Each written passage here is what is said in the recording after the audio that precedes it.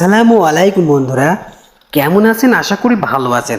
আজকে আমরা জানবো হযরত দাউদ আলাইহিস সালামের আমলে মানুষ কেন বানর ও শূকরে পরিণত হয়েছিল।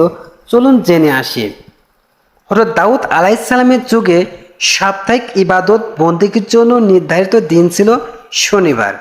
এদিন মৎস্য শিকার নিষিদ্ধ ছিল। মৎস্য শিকার করা ছিল তাদের পেশা। আল্লাহর নির্দেশ অমান্য করে তারা মৎস্য শিকার করে, যার পরিণতিতে তাদের চেহারা বানরের চেহারায় পরিবর্তন হয়ে যায়। সে কথা উল্লেখ করে আল্লাহ তাআলা বলেন, তোমরা তাদেরকে ভালোরূপে জেনেছো যারা শনিবারের ব্যাপারে সীমা লঙ্ঘন করেছিল।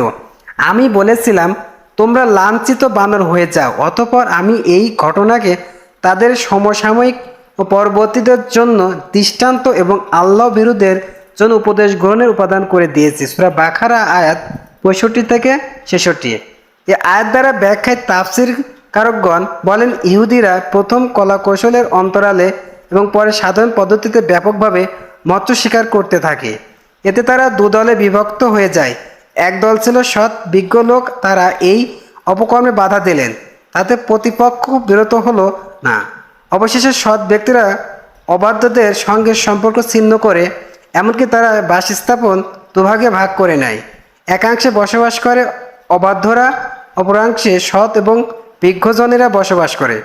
একদিন তারা লক্ষ্য করলেন যে অবাধ্যদের বসতিদের অস্বাভাবিক নীরবতা। তারা সেখানে গিয়ে দেখলেন সবাই বিকৃত হয়ে বানরে পরিণত হয়েছে। হযরত কাতাদা বলেন, অবাধ্যদের যুবকরা বানরে আর বৃদ্ধরা শূকরে পরিণত হয়ে গেছে। রূপান্তরিত বানররা তাদের নিজ নিজ আত্মীয় স্বজনদের চিনত এবং তাদের কাছে এসে অঝরে অশ্রু বিসর্জন করত।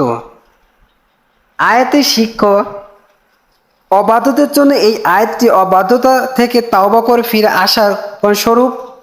আনুগত্যের জন্য এই আয়াতে আনুগত্যের উপর অটল থাকার জন্য উপদেশ ঘটনা। আল্লাহ তাআলা মুসলিম উম্মাহকে আল্লাহর হুকুম আহকাম পালন করা এবং তার অবাধ্য হওয়া থেকে বিরত থাকার তৌফিক দান করুক। সৎ ও নেক আমল করে তৌফিক দান করুক, আমিন। আসসালামু আলাইকুম বন্ধুরা, ভালো লাগলে অবশ্যই শেয়ার করবেন।